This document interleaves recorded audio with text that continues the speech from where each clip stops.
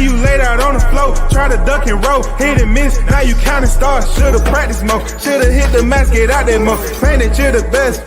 You gotta show me, son. Actions over words, baby boy. Is you real or what? Talking way too much, world come. Back sports, talking way too much, world come. Back sports, talking way too much, world come. Back sports,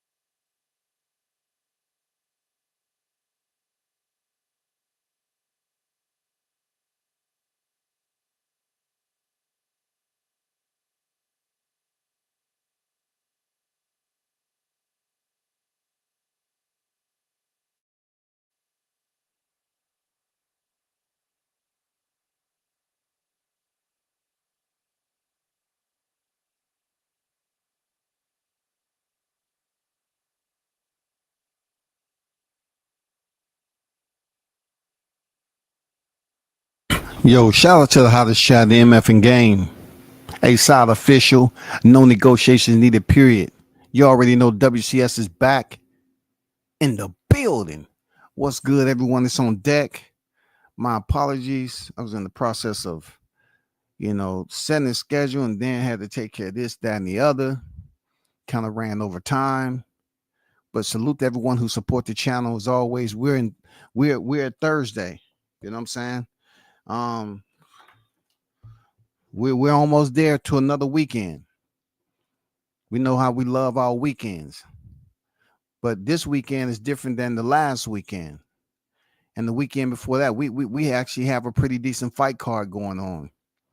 You know what I'm saying? Combat sports will be active this weekend, and one of those combat sports, boxing, we get to see Richardson Hitchens step up for his toughest contest yet against the champion, Liam Paro. Hey, it's going to be tough. We're going to get down to it. You know what I'm saying? We're going to get down to it. But I want to first get into article, okay, from Boxing News 24. Of course, they're still chiming in on Jerome. Said, in its dim future, no big fights, no fan interest. And I want you to pay attention to the last three words, no fan interest, because I'm not here to babysit grown adults, because I don't feel I need to. Not so much my chat, but I'm talking about the ones who will listen to something you say, and just because how you say it, you know what I'm saying, and delivery, the language that you use, they tend to the distance themselves or shy away from interpretation, right? I mean, I'm just saying, bro, it's English at the end of the day. Months ago, I did a live on, and I continue to mention this shit, and it's playing out in front of us about how these fighters need to position themselves to be the next. And I went through the whole rundown. I climbed the hill and got it off the other side when I said that, hey, somebody need to think about what it's going to take for a black fighter to position themselves in the interest of the boxing fans, because boxing has changed as we know it. Even while Canelo is still here active and he may have one or two big fights left in him, boxing is changing. We'll never have another Canelo Alvarez or Floyd Mayweather on scene. Times has changed. The cost has influxed, and the promoters are basically on this pie chart. And you have different servants being delegated in different areas. Like you see the affiliation with Riyadh season. Years ago, you would hear people talk about how they don't co-promote. Well, the last man standing firm top rank. You know what I'm saying? ESPN, they still standing firm. And also you have had a entry, a new entry coming to the picture of Turkey Al Sheik, and he's shaking it up. But for Jerron Ennis, like I said before, I'm just disappointed how he just blew it. How he just straight up blew it. It's one of those situations where, as an older black man, you're looking at a team with a black father and a black fighter, and it seems like they just had no long term goals on what was required of them to be one of the biggest names in the sport. They became complacent early, in my opinion. They became complacent, y'all, because you have to understand, if you know that within your collective um awards and your achievements, your accolades, your portfolio, body of work, that you are without championship, singular and plural, that you need to make that happen in order for you to be considered as one of the best, right? And then the way you go about picking up a championship, and then once you get the chip, how you have just performed subpar, marginal, and people are not digging it. I mean, you had the silhouette right there waiting for you. When Errol Spence started to slide off from July 29th, you were supposed to be the next in line. Let's read this article and see what they're talking about. It says Jerron Ennis' decision to stay at 147 rather than go up to 154 to face WBC interim champion Virgil Ortiz is based on his hopes that his promoter, Eddie Hearn, will eventually line him up for the unification fights against the other three champions. Turkey Al Sheik said he attempted to put the fight between Ennis and Virgil Ortiz together, but he couldn't do it. He said that Boots changed his mind. Y'all see right there. Changed his mind. The three words right there. Just like I said at the top. No fan interest. Changed his mind, y'all. No fan interest. Changed his mind. He changed his mind, and fans have now become more discouraged. Hearn isn't playing. Hearn isn't saying who Ennis could fight next when he returns to the ring in the first half of 2025. But it won't be against any of the champions at 147. Ennis will wind up making another title defense against contender in a fight that fans have little interest in seeing. It would be a surprise if Boots against it would be a surprise if Boots Ennis against one of these fighters for his next defense in April or May of 2025. They have Louis Crocker, Patty Donovan. What is up with this, man? Hold on for a second, y'all.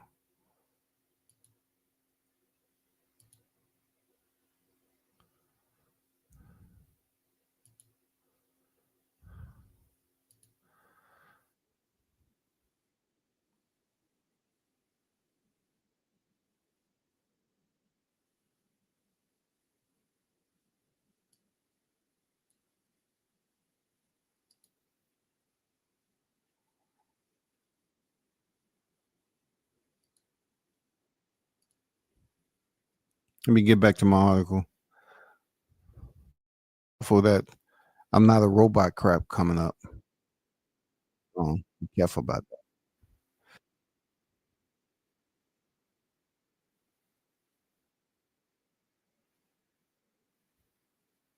that. Louis Crocker, Patty Donovan, a Cole is Esselman, names that we really don't have familiarization with. Um, hold on.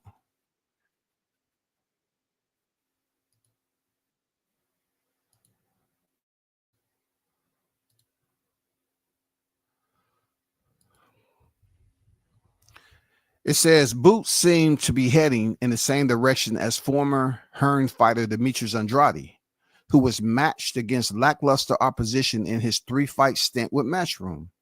When Ennis' contract with Hearn expired, it's predictable that it won't be renewed. Popularity plunge. Those are not fights that will interest fans, but Hearns would have to pay a lot to get any of those fighters to agree to the fight boots. It would be a different story if Hearn attempted to set up a unification fight for Ennis at 147, because the champion will want a lot of money due to the high risk that a fight of that nature would bring.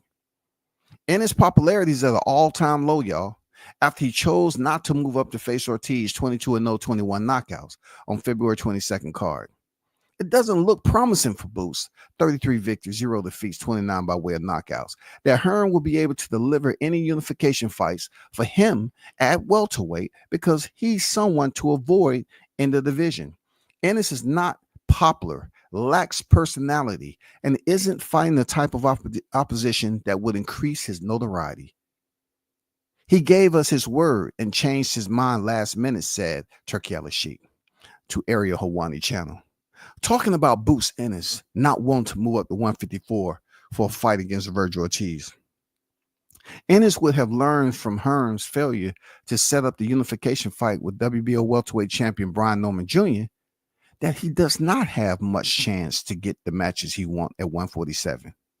Without Turks involved at 147, Boots is nowhere to go because Hearn isn't going to want to overpay the other belt holders.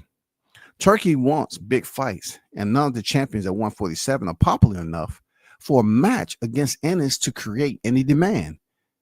He's interested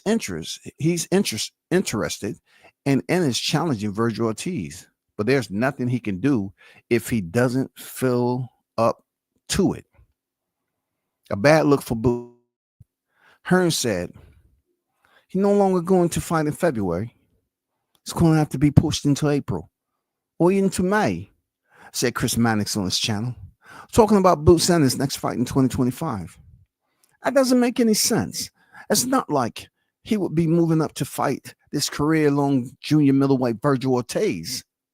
He would be moving up to fight former 147-pounder that he's been talking about fighting anyway. Hey, Ortiz not look inflatable. He beat Sergey Borchak, but got dropped twice in that fight. If you made Virgil against Boots, I'll favor Boots. Not by a ton, but I'll favor him early on in that fight. It looked like a duck. And that was, pretty much put out there, and you all have quite understood where the chatter is coming from with social media and what their perception is. But you still have some individuals that's trying aimlessly to bring Boots back to salvation. It's doubtful that Boots can beat Virgil. He obviously knows that himself, so he balked at the idea of moving up to 154 to challenge Virgil.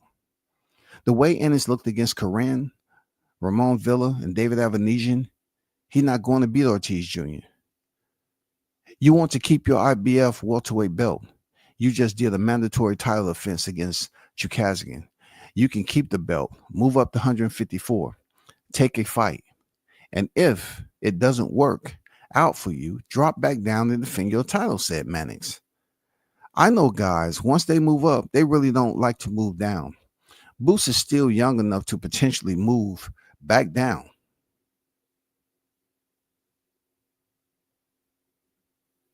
Hold on for a second, y'all.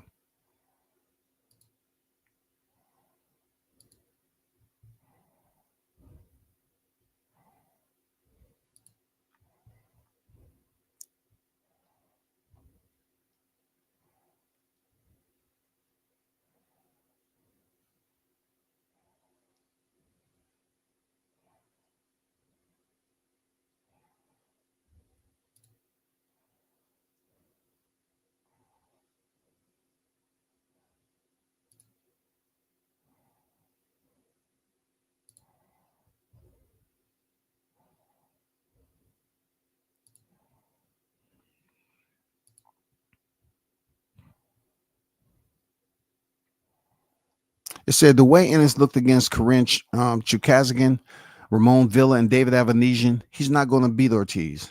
You want to keep your IBF welterweight belt.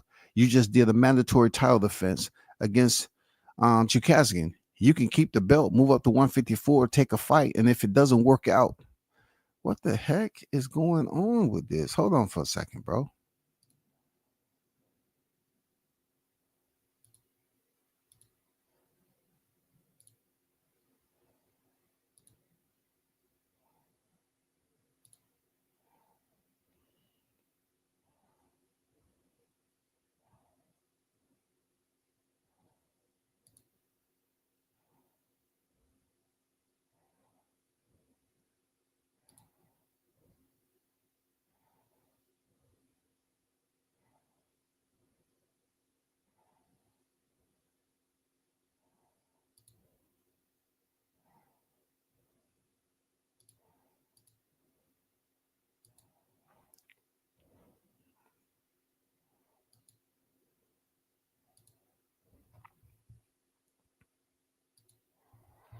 And it just finishes up. Something's going on with Boxing News 24. He said, I know your guys, once they move up, they really don't like to move down. Boots is still young enough to potentially move back down in weight. None of this makes any sense, and it's a bad look overall for Boots, said Mannix. So you still have Boots out here struggling for respect. People thought I was just playing around when I put his boxing fight goal very low on the when it comes to the numeric grading scale, when it comes to the numbers. I put his boxing fight goal very low. Why? Because I just felt like, if you pay attention, you've seen it coming.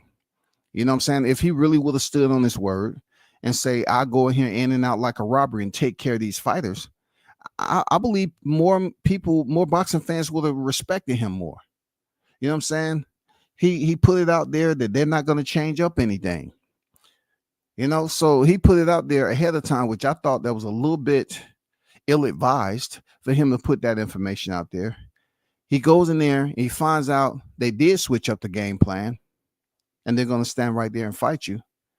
And really, you was limited about what you can do. Yes, he ended up getting a victory. He did. Absolutely. But it just comes down to like the respect that the boxing fans would have had for you if you went in there and showed just a bit more hunger, a bit more grit, increase the performance value when you went in there, show, put that combination, those beautiful combinations, put them to work. You know what I'm saying? Be consistent throughout the work. Be consistent throughout the fight and put in that work. Let us see what they said the phenom was all about. And we wasn't able to see that. I'm just being honest. We wasn't able to check that out. And people thought it was mediocre. I mean, it's so much bad juju came to Boots after the way he picked up that title. Seriously, how they was crapping on Avanesian and then turn back around, they get Avanesian. And then he couldn't even get him up out of there before 6. The fight had to be stopped. And then, the crazy part about that whole storyline is that they just wanted to placate the people. Stop the fight in 5 just to boost up him going back in there with Corinne. And what happened?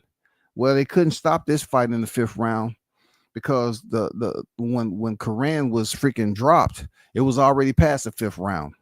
And the last fight, the first fight he had with Corinne, the fight went the distance.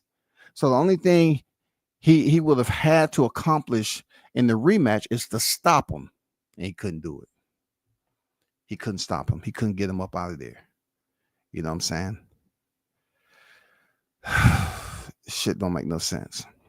Let's get down to this whole 135-pound makeup. You know what I'm saying? Say what's up to El Chin Checker. You know what I'm saying? Shout out to the Mac Mob, man. Great live yesterday with the debate, as always, with people coming there voicing their opinion. One thing about me, you have the right in this boxing game to support whoever you select to support. You feel me? I mean, that's just the way it is. There has been certain people that don't know how to do that, and they get angry about how you may articulate or how in depth you're willing to go for your favorite fighter. I get it, but I don't understand why we get personal. And you're gonna find out from here until Tank Davis stepping there with Lamont Roach, how upset people are gonna be, because now, they're looking at, the crazy part. I look at it like this: in order for me to put that high energy into a Tank projected fight, that fight has to be on the calendar somewhere.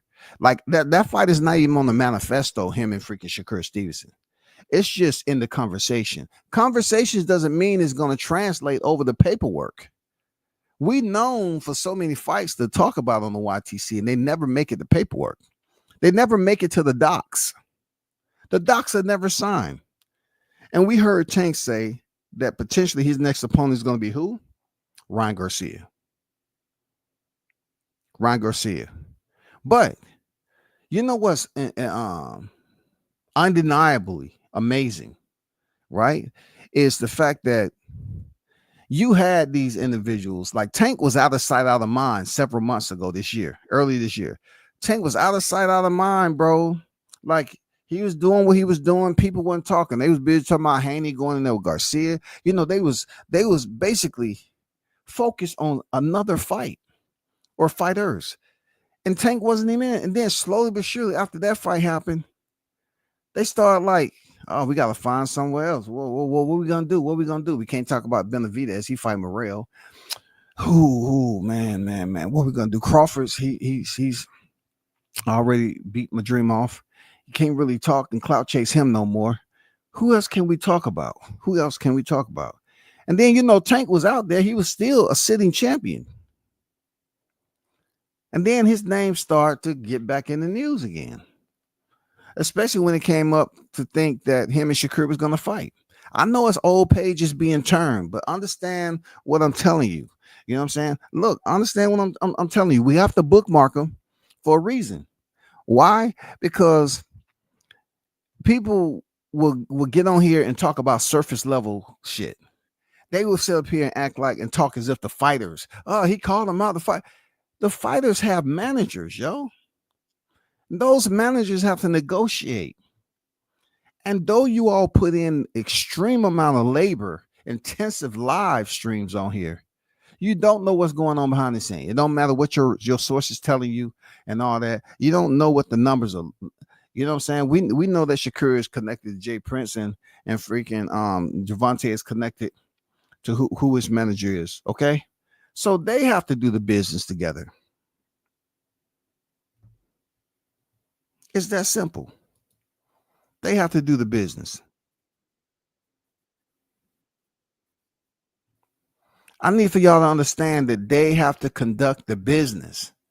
You all, some cats, man, they just want to talk about Tank Stevenson. Why Tank didn't do this? Bro, it's not that way. There's other individuals that's involved. And WCS has told you time and time again that Tank Davis would never be anything less than the A side heading into these fights. Okay. Now, how do you exclude the A side language? You want to bring in Turkey Al-Sheikh. Now, you know what I'm saying? When you hear the harmonica being played, and you hear these cats walking down with goddamn horn tipped shoes, dancing around looking like black Peter Pans. You know what I'm saying? You have to ask yourself, like, they're trying to say that Shakur Stevenson is backed by Turkey Al-Sheikh now. No, Crawford is backed by Turkey Al-Sheikh. Crawford was the one who really brought Turkey Al-Sheikh out and let people know, hey, yeah, he's backing me, this and this. Now that he's open, he's absent of a promotion and all that. They are trying to put Shakur Stevenson in that, but that's not the case. Shakur is signed with Eddie Hearn. That's what he selected to do. Now, what we already know is that Eddie Hearns has been rubbing elbows over there in the sandbox for a long time. But that doesn't mean every single fight that Matchroom puts on is financed by Riyadh season. So if you believe that somehow, some way is going to influence Tank to say, well, Shakur Stevenson, since he's bagged by someone with the budget, he's lesser than the A side. He's not lesser. He's still the A side. He's still the man at 147. I mean 135. He's still the man. He's still going to be making the calls regardless. And it's not going to be easy for Turk to get Javante unless he's willing to pay top dollar and everything is right on paper, line for line. Because Team Davis is only trying to fight the big fights, in my opinion. But one decision that they made that was absolutely spot on, y'all, and I put it out there, was that, and people still don't believe it. Like, it's incredible, bro, how they want to be very selective on who they believe. And look, the shit may be actual factual, and they'll turn back around and say, well, I want to talk about the shit that's not factual because it brings more conversation that I want to argue about. You know what I'm saying? It brings more conversation I just want to talk about. Shakur Stevens had a hand injury, and people are not understanding that. People be having individuals in these gyms talking and say, hey, he's not sparring heavy right now. He's gonna have to go into surgery. But on the outside of the YTC, they was like, why Tank ain't stepping up to face Shakur? He's headed into hand surgery. Well, no, he's going to face Joe Cordina. And all this, that conversation behind the scene, now it finally happened. Came out that Joe Cordina fight is off surgery. I mean, you try to tell people, but they only want to listen to who has the best editing team, who has the most views, memberships. You know what I'm saying? You have cats in here that's not even looking at the forecast ahead.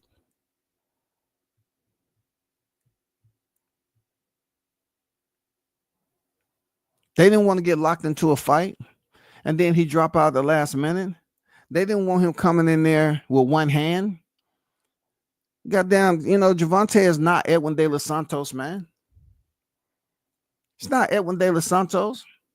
And then Shakur, after the Artem fight, his last fight, didn't he say he on audio that he fucked up his hands again, both of them or whatever?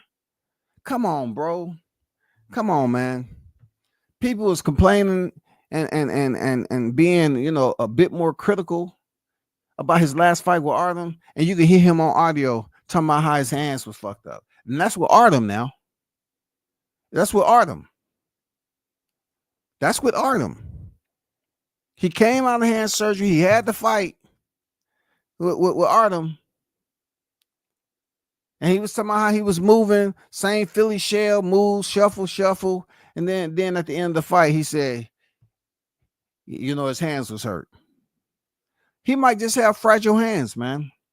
But you're going to need to be 150% against Tank. That's all I'm saying. He's going to need to be 150% against Tank. The reason why I say that is by the time Shakur awakened to the referee, it's only so much down moving and dodging that you can do. Shakur is going to find out that Tank Davis is different when it's under the bright lights and it's on a professional level. Forget all the sparring or any of that. You're going to find out it's different. The retreat is different. You know what I'm saying? According to the size of the ring or whatever. Bro, you Shakur fans, he's not going to be able to trot around the ring away from Tank and stick him and move and all this other stuff. And you think Tank is not going to have those counter shots to slow him down. I mean, y'all really underestimate Tank's ability to cut off the ring and go on the hunt and disable his freaking adversary. He's one of the best to do it, bro. He's one of the best to do it. And I understand, I respect how people say, well, look at it this way. We don't see Tank. He was down several rounds. You're right. It's been fights the Tank's down several rounds, but the last time I checked, when the fighter stopped via KO, they don't submit the damn scorecards to the public. And then they go on a guessing mission. You know what? He stopped him. and 7. So for 8, I'm going to give Tank, let me see, a 10-9. What y'all going to give him? Okay, let's go to round 9. We good on that. Round 9, you want to, if it was to go further, round 9, you want to give that to Shakur? Okay, let's give Shakur a 10-9. Everybody got 10-9? What you get? A 10-8? Why would you give him 10-8? Oh, you think it's a possibility he could have dropped Tank? Oh, okay. It's not gonna happen, people. They're not going on no Jeopardy mission. This ain't no game show. They're not gonna be trying to figure out what woulda, coulda, shoulda happened after the KO and the fight has been concluded. You feel me? It doesn't work that way. It doesn't work that way. Another point of reference that I want to get very clear is that I remember when people used to say that Devin Haney was the complete boxer, and he does have, solid boxing skills, technically, all that. They were saying he's the next coming of Floyd Mayweather. You heard it. You heard him. They spoke his name. Don't be shy now. You spoke his name. You compared him to one of the greats. You said he was him. Now Shakur, after seeing Devin Haney take that adversity the way he did against Ryan Garcia, we have to ask ourselves, can Shakur really endure the type of beating that Devin Haney went through? For real. Because people keep talking about how good Devin Haney's defense was, at certain points in his fight, right? How good his defense was. And now they're talking the same about Shakur Stevenson, how good his defense, he barely get hit. But you never been in there with a fighter on the level of tenaciousness, ferociousness, with malicious intent. Dude was blessed with ammunition. Two-sided. The left and the right to the left. Shakur's never been in there with the stalker like that. And this frame, a stalk is a good thing. You know what I'm saying? Tank is a stalker in the ring. And you keep on throwing those cotton balls. I mean, what does you hit Tank over the head with 5 packages of cotton balls? Do you think Tank is gonna get dizzy? You think he's gonna fall up against the ropes and then Shakur gonna go?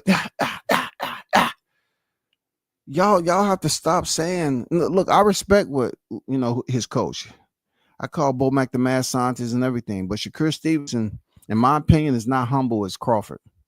For real. And a certain part of me believes that Shakur thinks he's in the same category as Crawford.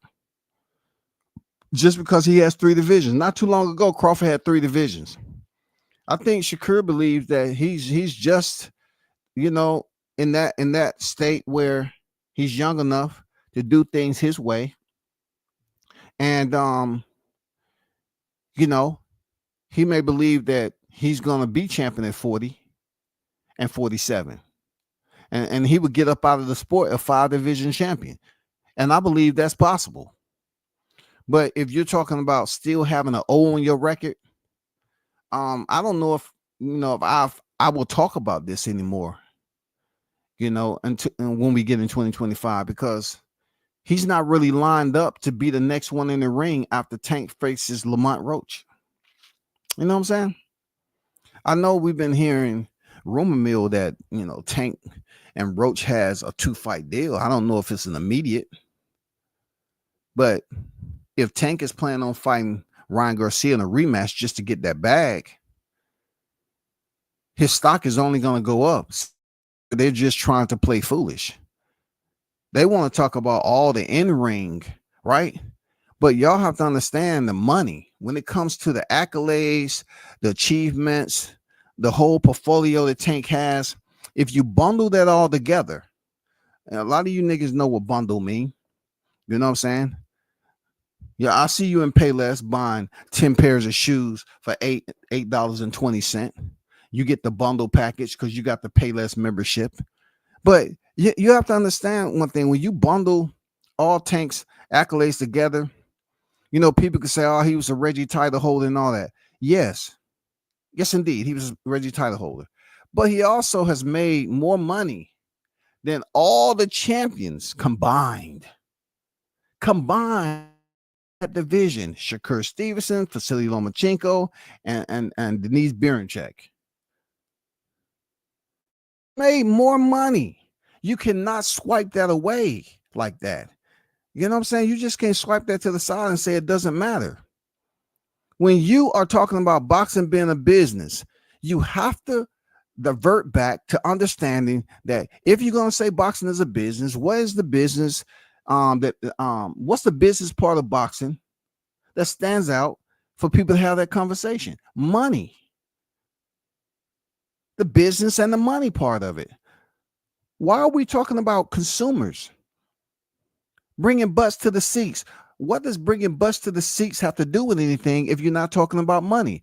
Yes, butts to the seats mean the gate, pay-per-view, all that good stuff, right? Tank has all them champions beat. Vasily Lomachenko's biggest fight with Teofimo Lopez. At that time, Vasily Lomachenko, all he had to do was pick up the IBF championship, and he was undisputed at 135. Why he didn't do it, who in the hell knows? Because he had beat Luke Campbell. All he had to do was fight Teofimo Lopez, and then he probably would have had to turn back around and fight Devin Haney. But thanks to Mauricio Suleiman, putting all those freaking landmines up there, Devin had to wait and get it the hard way. But my point is, Lomachenko and Teo was on free TV. Free TV. And we're not even talking about Shakur Stevenson. If he did something in Newark, that's not even comparable to where Tank has been fighting at. Of course, these guys want to fight with Tank Davis. They want the big ticket. You know it, I know it. They want the big ticket, bro. They want the big ticket. When you talk about accolades, Shakur don't come close to Tank's accolades when you combine the bundle of him and what he's achieved with the hardware and what he's achieved on the business side of it. Not even close. Who on his resume can be a dance partner like Ryan Garcia was to Tank? Who?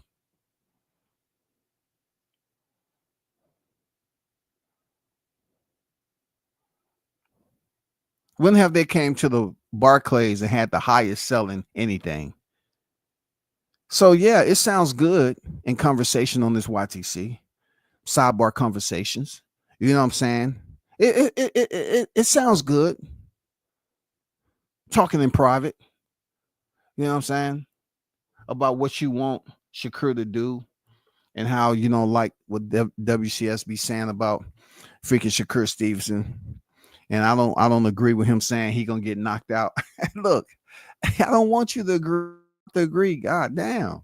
It's just banter at the end of the day. But hear me out, yo. Hear me out. Nobody on Shakur's resume can prepare him for Tank Davis. Nobody. The couple of people, several people that can prepare him for Tank Davis to get into the ring is his team. The mad sign is Bo Mack. Pound for pound best Terrence Bud Crawford. All them cats over there they can prepare him. But once again, I will put it out there. Shakur is not Terrence Bud Crawford. He's not. He's not. Shakur Stevenson was up there, going back and forth like it was supposed to be a freaking dialogue. And at that time, it should have been a monologue. It should have been one-way traffic when the legends was telling you, hey, this, and this, and this, and you just want to go back and forth and convince them. That's because you think you're in the same company. Shakur believes he's in the same company of a Crawford, Andre Ward. He do. You got the Olympic side with Andre Ward, but Andre Ward got to go. I'm just being honest. He got the gold. Andre Ward has came off the canvas and still won. He's came off the canvas. And you don't even come close to scratching the surface with Crawford, regardless if you was a silver medal champion or not. You know what I'm saying? You might have the division, but 2-time undisputed. Come on, big dog. Come on, wipe your eye. There goes that other guy. There's no way that you're thinking you're coming close to equaling those legends that you're in the company. But when they talk to you, you want to have a dialogue and tell them what you was doing and what y'all told. Like you heard Shakur say, but you told me to do this. You can't tell him, bro. He know everything. And I'm gonna tell you, if you believe that when you heard Jaron Ennis say that Koran is going to use the same style and he went in there and gave him a different look, right? If you think for 1 second, look, 2 seconds, maybe 3, 4, 5 seconds, right? If you think for 6, 7, 8, 9, 10 seconds that Shakur is going to go in there and prove to you all, like he tried to with Artem, and prove to you all that he's gonna say, I'm gonna fight like Koran. They say I ran against a hard puncher like Edwin De Los Santos.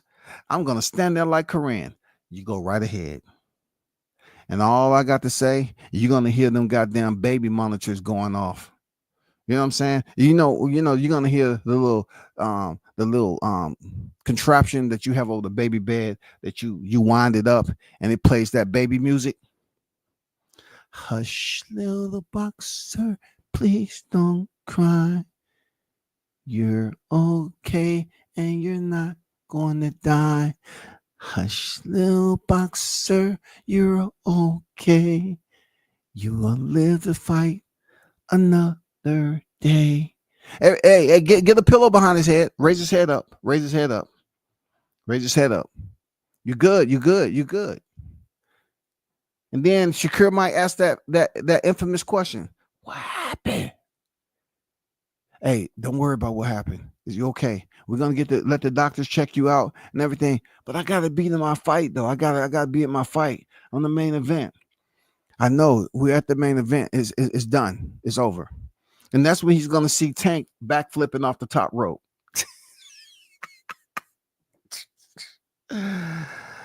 And that's when you're gonna see Tank flipping off the top rope, y'all. Real.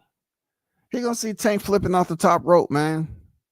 And new WBC, WBA lightweight unified champion, hailing out of Baltimore, Maryland, Gervonta Tank Davis. I mean, look, hey, don't be mad at me, man.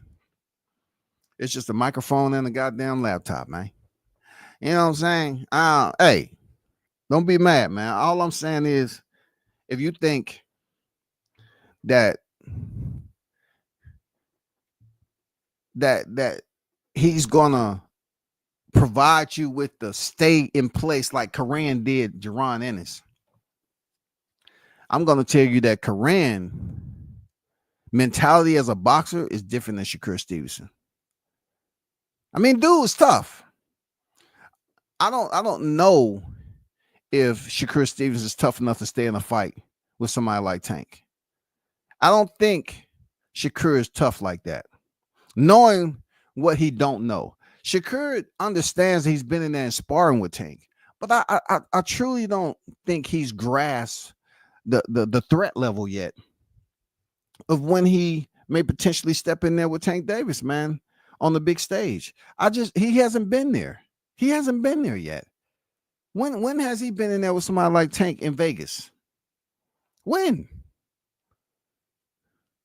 he's been in there with somebody like Tank in Texas? When has it happened, bro? MSG. When has he faced somebody? When, bro? It's gonna be different for this cat, man.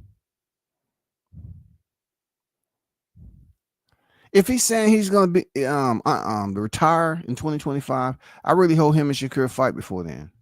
I'm not wishing any bad on Shakur, man. You know what I'm saying? Real talk. I'm not wishing anything bad and nothing like that. I don't have no disdain for Shakur. I just think he doesn't listen. I just think he knows what he knows. He believes, with 3 weight divisions, which is cool. He believes that, I truly believe him when he said that he's gonna fight the way he want to fight, and F what anybody else think about it. He gonna do what the heck he want to do. And also he said F the fans. So if you don't give a fuck about us, then the fans gonna say the same. Okay, forget what you talking about. You know what I'm saying? We want to see you in there with a tough fight. And you can't say that Tank is ducking. Come on, bro. It's certain sentences, certain fighters that you line that up with. But Tank is not one that you line him up and say he's ducking Shakur, man. Come on, stop it, man. Come on, man. Don't you get tired? Come on, man. What he has to fear? Just box. Tank is, in my opinion, Tank is a better boxer than Shakur Stevenson, in my opinion. I've seen him being forced to box off the back foot and be conducive, productive. I've seen it happen. I've seen him fight multifacets of different styles and adapt. I haven't seen Stevenson do that with the type level opponents that Tank has done it with. People try to say, well, can't fault nobody and all that. Okay. You know how they were saying he was all small and he went up there against a taller Mario Barrios and chopped him down. And Barrios a champion, a sitting champion at 147 right now. So you can't say that he ain't fought nobody. And Barrios was a champion at 140 and he a second division champion at 147. I mean, don't matter how he got it. He's still a champion. He been in there with Keith Thurman. He has some names. Real talk. He has some names, yo.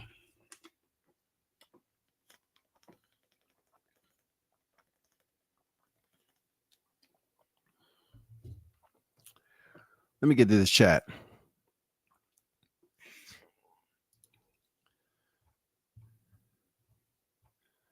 Shout out to Jay in the building. What's good with it, bro?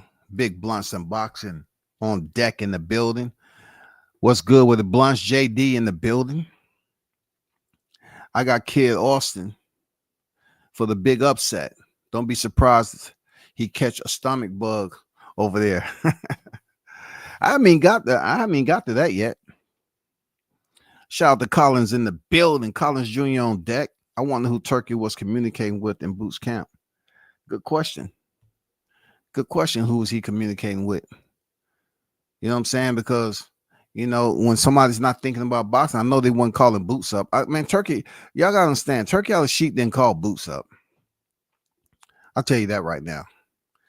He called up somebody, Eddie Hearns or whatever, because they have each other number. Come on, let's be honest. They have each other number. Boza was on record saying he don't care how he got the belt. That's a fact. Yeah, they don't care, bro. That's unfortunate because they should care. They should care. Real talk. You can't. What I do like also Collins is and everybody else in the chat is that he can't clout chase Crawford's name no more. They ain't buying it. They exhausted. You know what I'm saying? They got all the free tickets they can get off that clout chasing carousel. The carnival is over. The carnival is over. You can't use that no more. You can't use it. It's over. Done. Bill's Boot Camp in the building. What's good with it? Blue Hustle in the building. I see you. Salute to you. Bruce Gas Boxing Jazz and more the OG on deck. What it do, Bruce? Jessica the Queen in the building. What's good with you, Jessica? How you living? Yeah, the only reason the fight won't happen is because it sounds like Tank don't want to fight with the way he's answering the questions. Look, everyone should understand by now that Tank is the money guy at 135. Let's just let that levitate there for a minute. Okay. We can talk about resumes and box recs. Okay. But when you bundle that shit together, you have to take the numbers that Tank has done. When Tank doesn't mention Shakur's name, we have to keep the same energy that we kept with plenty of other fighters, especially when it came to Canelo Alvarez on why he's not fighting that fighter and that fighter and that fighter. Because they don't sell. They just that, and then he turned back around and fight fighters that don't sell on his time. If Tank is putting out there that he, what has he done and all that, I would assume he's kind of looking at, how he said that what has Shakur done? He thinks Keyshawn has done, more than Shakur. And Keyshawn haven't did anything. You see how he grouped them two together? Because those two are up here on the buddy program, like they about to go to boot camp. Those two are on the buddy program, 2 Olympians, silver champions, with the umbilical cord. I want this umbilical cord silver or gold or copper, because copper is pretty expensive right now if you cash it in. Is it copper, the umbilical cord? Because I like how he grouped them together, because they're trying to go on the buddy system and talk about we ain't fighting no more. Well, it's only 4 sanctioning bodies.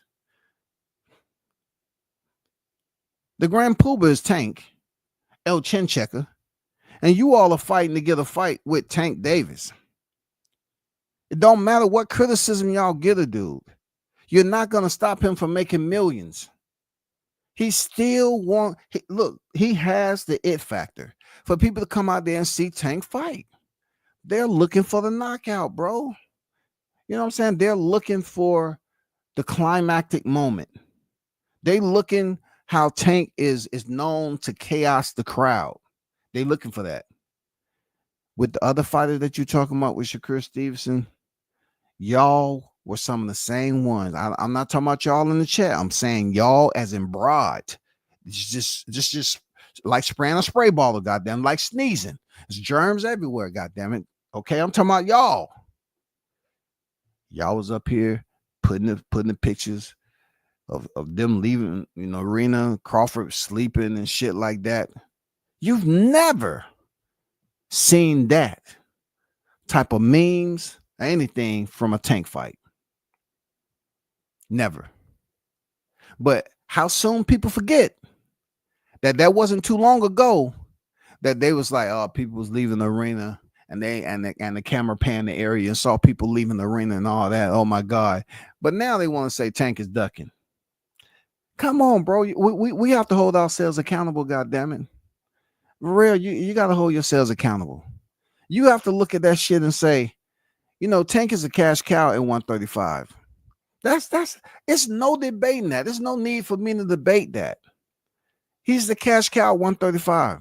If Shakur wants to fight Tank, that's a won't. That's a won't. And we know what wants. That's a won't. He wants to fight the cash cow, of course. But in the meantime, who are you going to fight? Because I know damn well you're not going to just wait on Shakur, to finish Lamont Roach and then think you're next in line.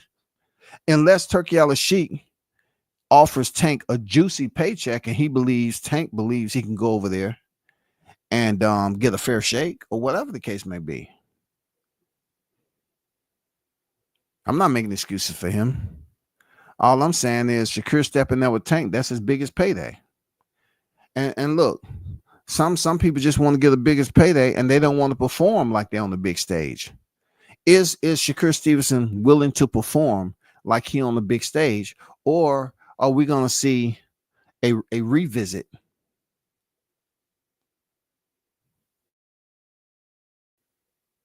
of his performance like with Edwin De Los Santos? Even though people saying his hand was hurt, he said his hand was hurt. Edwin De Los Santos, we found out after the fight. Then he's supposed to go back, get back into the groove, this, that, and the other. Artem, not too much more activity, just walking forward, not letting his hands go, just like Crawford said. But after the fight, the audio did catch. Shakur Stevenson said, oh, his hands, yeah, both of them. So he has hand problems. And you're saying that counter uppercut, that stab to the body is gonna be enough to slow that killer down? Huh? Huh? That's gonna be enough.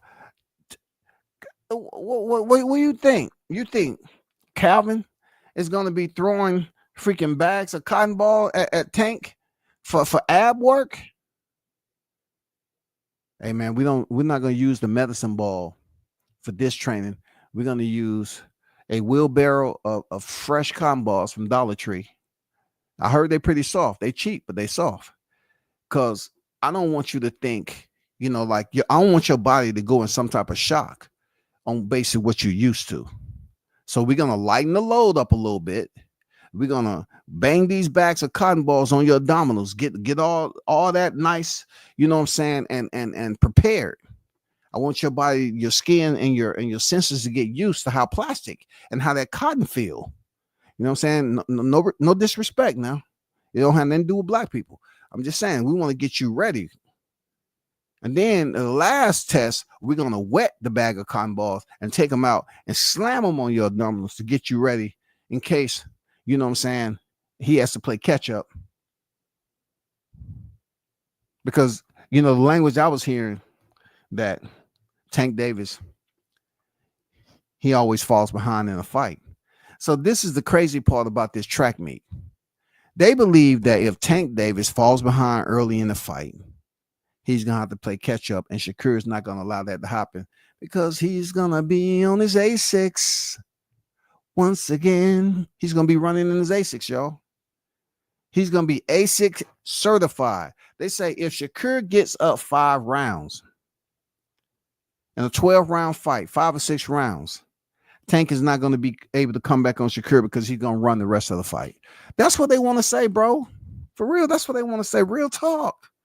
They want to say Shakur is going to be out there running and think he's going to squeak out a split decision win over Tank. And that's all he need. Check this out, though. Let me tell you, something since I brought it up. So let's just say, for instance, whoever out there believed that, right? You have to take this in consideration. How many times have you seen fighters shut down and try to become movers? You know what I'm saying? Try to become movers to close out the fight just by moving, barely fighting, just countering, and then go up there and still lose the fight. And then people get on here and go life and limb with one another and say, oh man, I had so-and-so win the first 6 rounds. And then some of those rounds on the back end were swing rounds. We heard that before. But what y'all don't know is the mindset of the judges.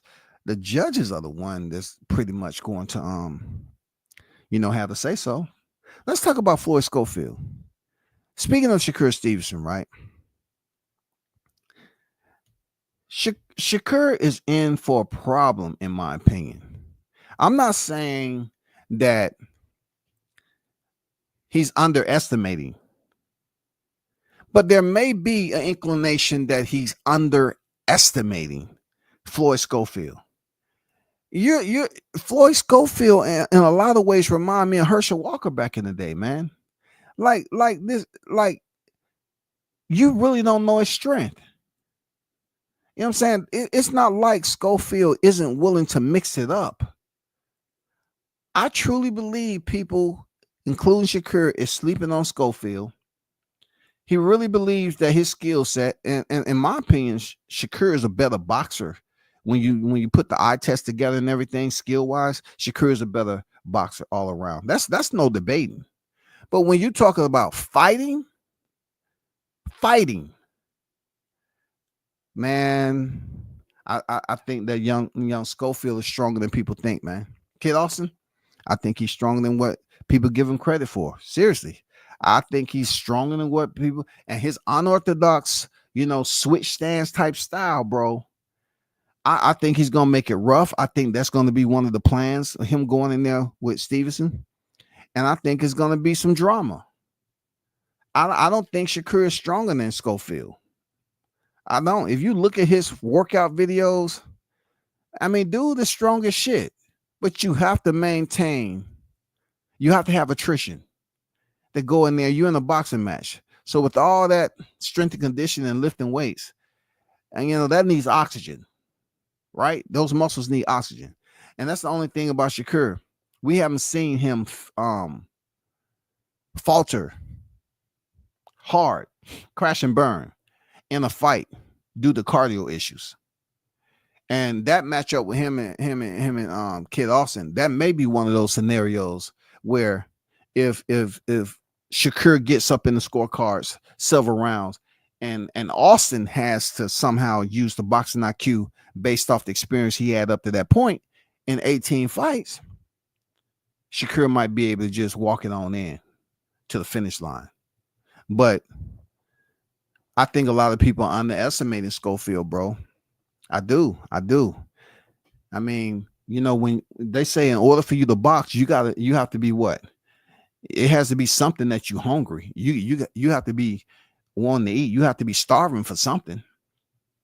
You can't be up here and you getting out of the bed with silk sheets just because you got money at home and shit like that. You got to be hungry for something. And I still believe that Shakur is hungry. I think Schofield, Kid Austin is hungry. And it's really going to be a more difficult task, in my opinion.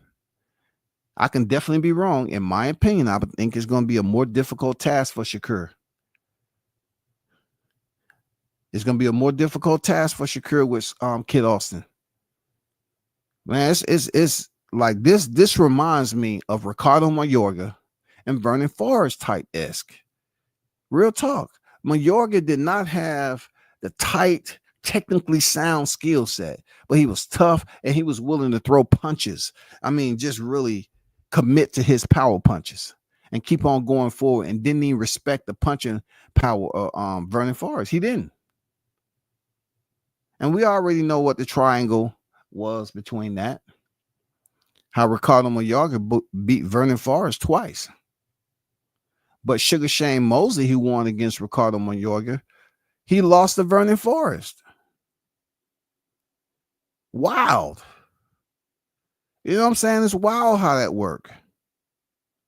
But I'm just saying, like, this fight between them, I think it's going to be tougher than what people's giving the credit for. Real talk. It's going to be tough, bro. Kid Austin is tougher than what people give him credit for.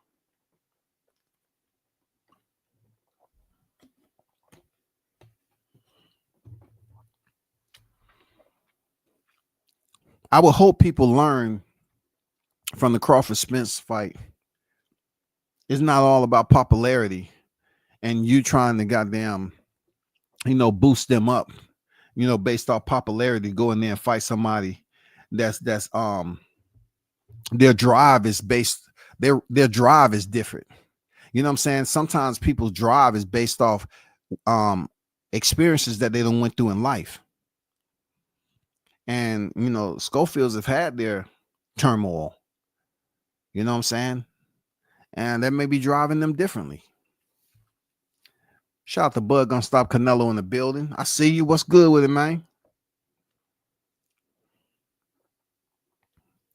All Cap W says about the baby song. Tank getting a boxing class. Okay. You know what I'm saying? I always tell you about the Constitution, man. People have the right to freedom of speech, press, all that. And also, it's a freaking 12th, amendment to the Constitution, where a civilian has the right to be absolutely wrong. You know what I'm saying? That's the 12th. You feel me?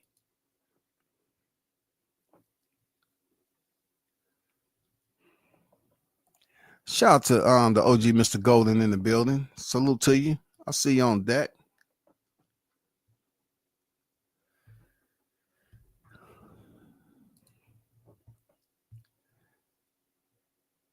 If you're too big for the weight class, you shouldn't be fighting. He only put rehydration clause on 2 fighters who now fight at 147, 154. Hey, man, great educational response. You know what I'm saying? Sometimes I don't even get into the same, default criticism that people want to give. They always want to talk about weight drain. But yet, every time Tank links up with someone, he's small. He gonna have a problem with this. He gonna have a problem with Ryan Garcia. Ryan can knock him out and all that. But then they complain about weight drain. But yet they let it go with Canelo Alvarez. Canelo has had freaking rehydration clauses and everything. I bet you're not up in their chat complaining about Canelo Alvarez. But y'all always talking about how small Tank is. Always talking about how small he is. And he put a rehydration, which he has to abide by himself. They cannot rehydrate more than 10 pounds before the weigh-in on fight date. And you mad? Tank had to weigh in too. You mad? Come on, man. Get serious. Get serious, bro. Both of them had to weigh in on fight day. Stop crying. Stop. He's a young lion. He has nothing to lose, kid. Yeah. You know what I'm saying? He has a lot to gain. And you know, he does have something to lose. Right now, his name is in the mix in the rankings. You gotta understand, he has something to lose now. Kid Austin is in the rankings. Keyshawn Davis in the rankings. Abdullah Mason is making his way up the ladder. Andy Cruz making his way up the ladder. 135 is a nesting bed of talent that can do big things if we can get some unifications going on. That is a hot bed for goddamn big time future fights. 135. So he has a lose because he's trying to stay up there in the rankings.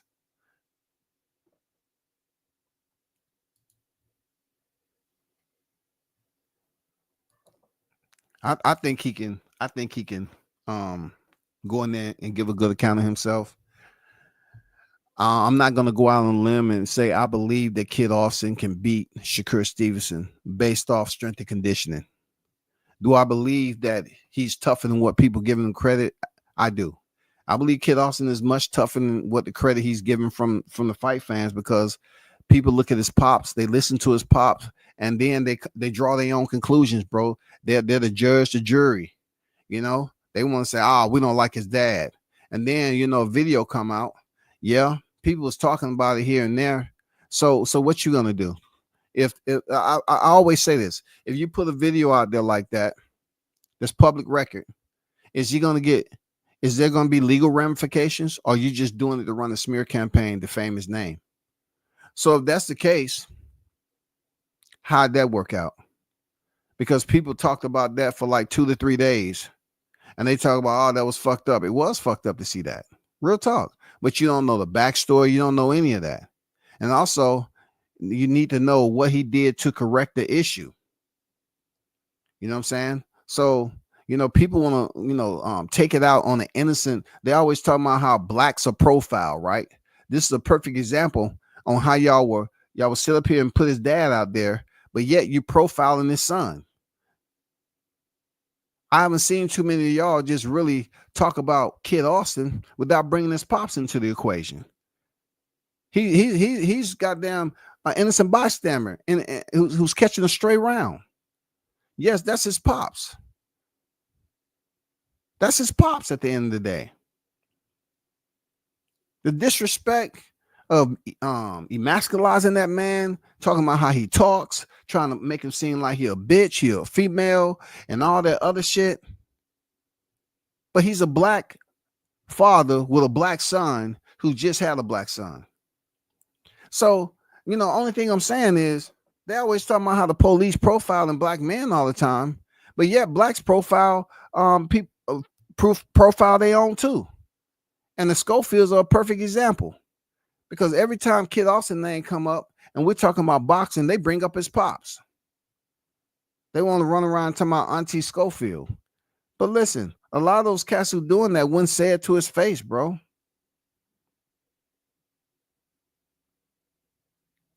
And he's going to remember that shit. Kid Austin. If Kid Austin doesn't act like his pops, he's a good guy. I mean, it would be great if the boxing fans were mature enough to separate the two, like split it in half. His dad's grown ass man. He take responsibility for his action. Shit like that. He take responsibility. You all can go in here and talk about shit that he's already dealt with in his life, right? But then you got the boxer. His dad ain't stepping through the ropes. You got the boxer, Kid Austin. That's who needs to be concerned.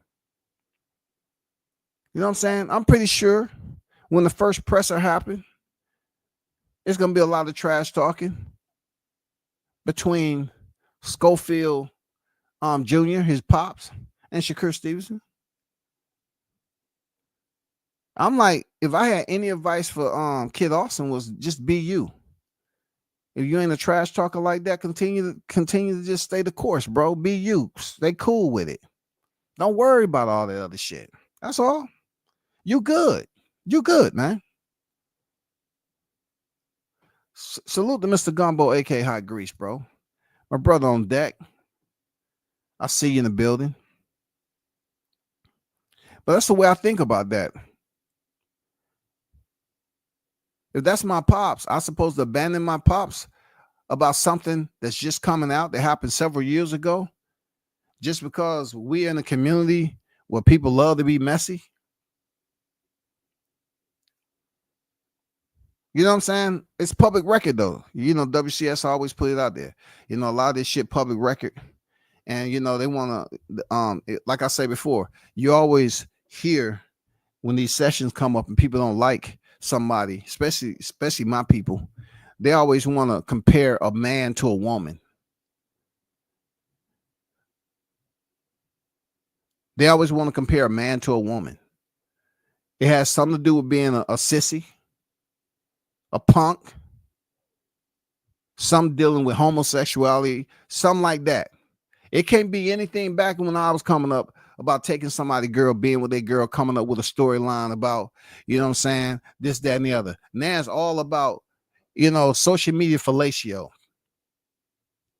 It's all about talking that big boy shit, but it's always on some putting somebody on the wig on the thumbnail. Just because a person sound and act a certain way, that don't mean they won't put them bricks to you. But that's the world we live in. You know what I'm saying? I think Schofield is going to give a more tougher display. I'm glad the fight has happened. I'm glad Shakur accepted the fight. You know what I'm saying? I think Shakur pulls this off. I'm just saying I have to go off. I can't say because I feel the way I do from Tank and Shakur that Shakur is going to lose to Schofield. I think Shakur is a way better boxer. I think skill-wise, he's far more advanced than Kid Austin. On the other hand, Kid Austin's going to have to change levels in the most drastic, profound way, period. He's going to have to do it against Olympian. You know, I know his pops say he had 300 some amateur fights. I got to respect that. Just like they was up here hyping up Madrimov and saying how much amateur experience he has. I got to take that in consideration with Kid Austin. But if I'm evaluating his performances and him being a headhunter, this is gonna be an easy fight for Shakur. If Kid Austin goes in there and try to headhunt somebody with the defensive prowess of Shakur Stevenson, it's gonna be a swipe. It's gonna be an easy go. Real talk. That's just the way I see it. Because you're not gonna be able to hit Shakur Stevenson in the head like that over and over again. And no, you're gonna have to go to the body. You're gonna have to mix it up. You're gonna have to goddamn line them up, jab them to the sternum. You know what I'm saying? I mean, you're gonna have to really take advantage of the body when you in close, not the head. In his last fight, he was headhunting too much. And all that muscle, you're gonna get tired out trying to headhunt Shakur. It's not gonna be pretty for you. Shout out to Band in the building. Bandele. Tank had benefited from the PBC model. Has benefited. Cherry pick your way to the top, a la aka Broner, Wilder, Spence. I know Tank, your boy, but I never heard him ask, what has Pitbull, Rolly, Ryan, or Martin done? And look, when people sit up here and say certain things. Like Ban say, he never asked what Pitbull, Rolly, Ryan, and Martin's done. Look, if you think I'm going to debate, I'm telling you, I'm not going to debate that because you have a point, right? You have a point. But one thing I will correlate all those together, besides Martin, is what? Is what? Besides black on black fighting that they say don't sell too much, what does that bring? What does the other fights bring? Black Mexican, Pitbull, Black Mexican, Rolly, Black Mexican Cuban, whatever he is, Ryan, Black Mexican American. Those three fights are more entertaining. That's what they talk about. Just like you said, he cherry picked his way to the top. Well, guess what? If he cherry picked and he's making millions on pay-per-view and he's a 3-weight world champion, he's doing something right. This is a business at the end of the day. Don't forget about it being a business just because you're talking about a fighter that's not your favorite. If that fighter has proven to dance on fight night under the brightest lights and make 20 million, 25, 30 million, whatever the case may be, he's doing something right. Look, Ban, y'all have to let go of this cherry pick shit because these fighters like Wilder and Spence made money. Brony even made money. They made money. Boxing is a business, right?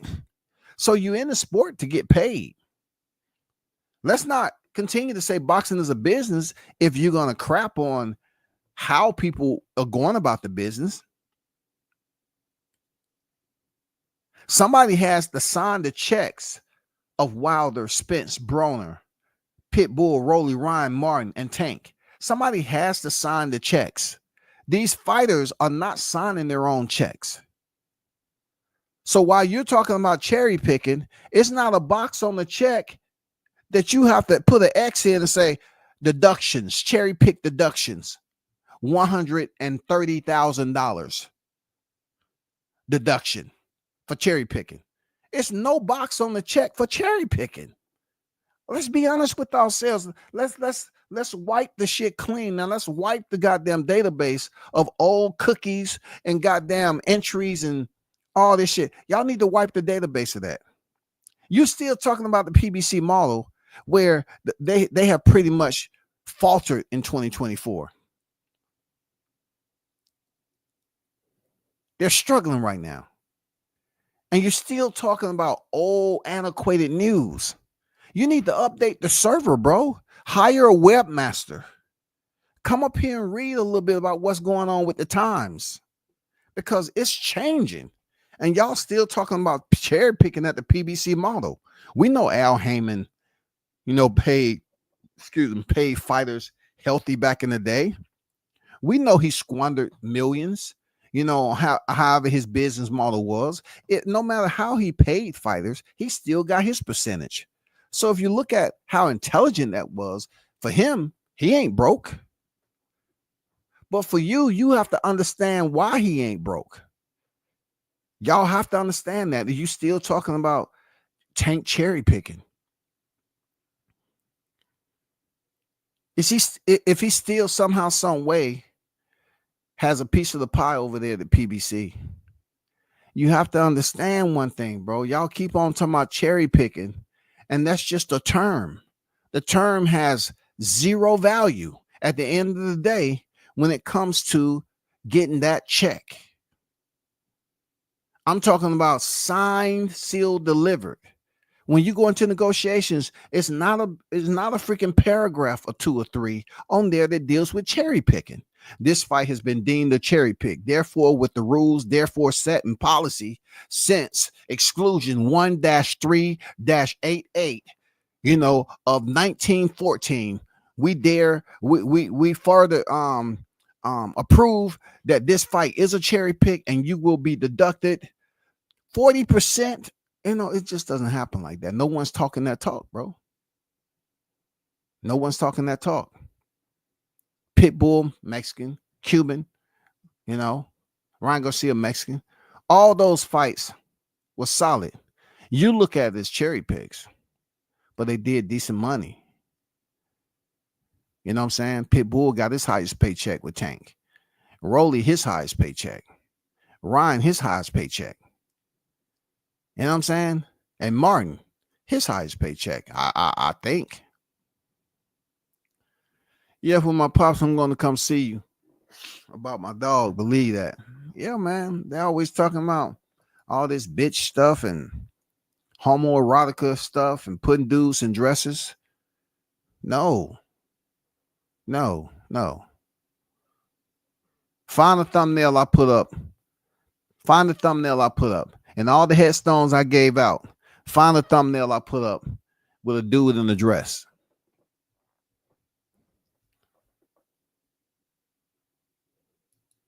You gotta have some more creativity, bro. That's all I'm saying. Driving a truck is a business. I cherry pick all the good loads to get paid. Hey, do they have the box though, Gumbo, on your check? When you get that money, did they say, hey, you're gonna be a little short? Okay, you're gonna be short $600. You know why?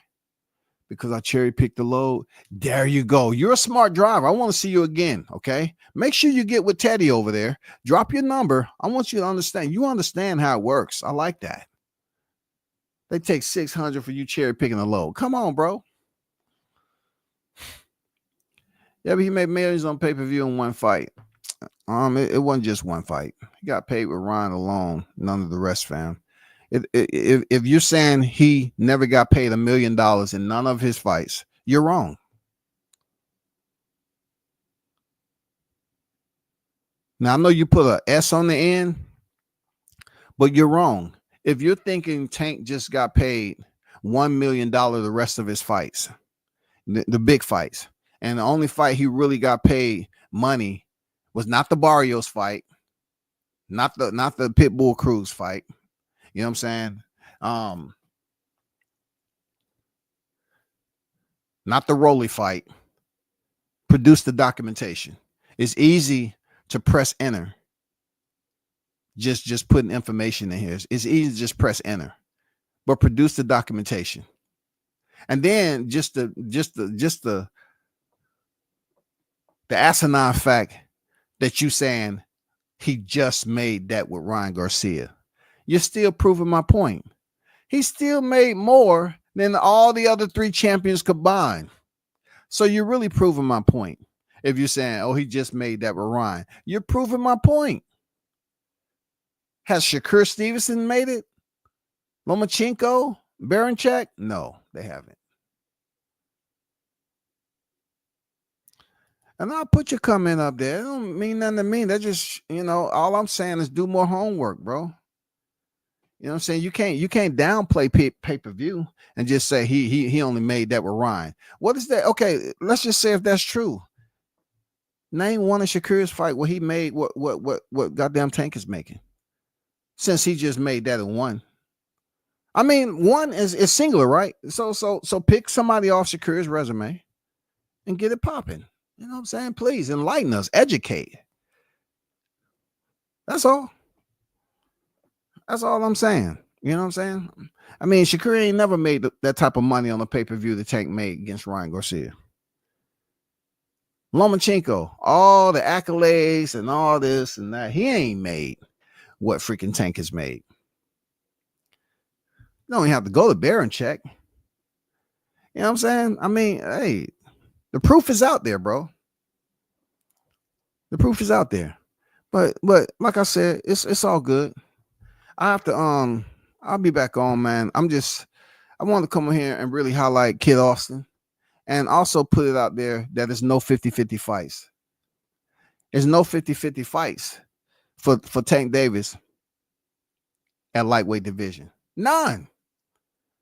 I don't care who you mention. Keyshawn, Shakur Stevenson, Lomachenko, Baranchek. There's no 50-50 fights.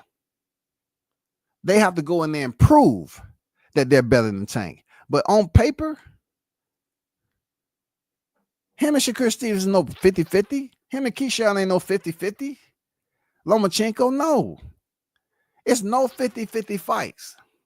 But people are busy up here barking and jumping up and down, calling for these fights because Tank is in a situation like Mayweather was, where they want to see Tank lose. And when people want to see you lose, they're gonna pay money to come see you fight. That's what's going on with Tank. They want to see him lose now. They want to see him lose, bro. Because he's at that point where they understand he's a dangerous fighter. So they just willing to get anybody that likely qualifies to be in the picture, a champion that has a decent name. They want to try to throw him in there with that mercenary, aka El Chin Checker. They want to put him in there with El Chin Checker. And then when his chin get checked, they're going to say, well, they're going to start talking about other shit that happened in the fight. Well, it was some distractions going on over there. They was having problems with the AC unit. And then Shakur said he wasn't 100% from his hand injuries from the De Los Santos and the Artem fight and stuff like that. He still has some chips and fragments that he had to get removed, some bone shrapnel, you know what I'm saying, and, from paintball that they was playing paintball. I mean, people gonna come up with excuses, bro. But we focus on Kid Austin, give Kid Austin his respect. He's next up in line. And you know, it might be that we're not even talking about Shakur. Cause if Kid Austin catches Shakur, it's a possibility. You know what I'm saying? It's a possibility. He has power. Kid Austin has power now. But here is one of those fights that's absolutely educational on paper and for the eye test, because Shakur is definitely a magician when it comes to defense. So what is the game plan Team Schofield is going to use? Are they going to go and rip the body? Can they close distance enough, you know, to kind of like engage Shakur Stevenson early, to test him early? Is Shakur going to stay close quarters like he did Artem? Is he going to do that with Schofield? If he selects to do that with Schofield and Schofield cannot ping him, it's going to be a long fight for Schofield, because one thing we know about Shakur is he can box and he got that defense. So if Schofield can't keep him honest early and he's standing there right there in the pocket like he was doing Artem, it's going to be a long night for Kid Austin. It's going to be a long night. I don't see him stopping Kid Austin. No, I don't see that. Unless the referee come with some freaking bullshit. I don't see him stopping him. You know what I'm saying? Come on now. Let's not play those games.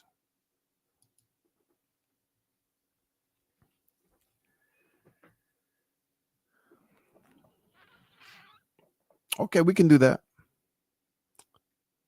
Oh no, Shakur. I mean, I'm reading your bottom. Austin getting stopped. But as far as the other two, Shakur going to beat Tank and Bet. I'll bet you on that.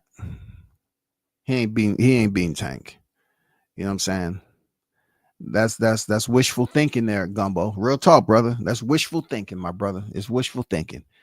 But you know what I'm saying? I mean, hey, it's wishful thinking, dog. It's wishful thinking. We can bet. But we need to bet when the fight happens, bro. There's no need to bet in 2024. And the fight is nowhere, not even close on the radar of being made. I mean, they have fights coming up. Gumbo, pump the brakes. He has to get past Kid Austin first. You know what I'm saying? He has to get past Kid Austin, big dog. You're jumping the gun a little bit. He has to get past Kid Austin. We know Tank is getting past Lamont Roach. We know that. They both have fights. We have to see what's next. And March 1st, in my opinion, that's next year, dog. We can bet on that, but we need to wait till it come close to happen. Let's not bet on a ghost fight. You know, Tank's talking about retirement, possibly facing Ryan Garcia after Roach. You know what I'm saying? We might not even see this fight. We might not see Shakur and Tank Davis.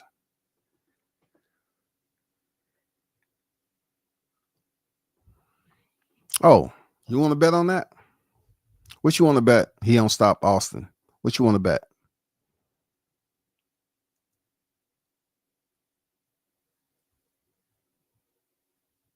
We can bet something on that. Just let me know.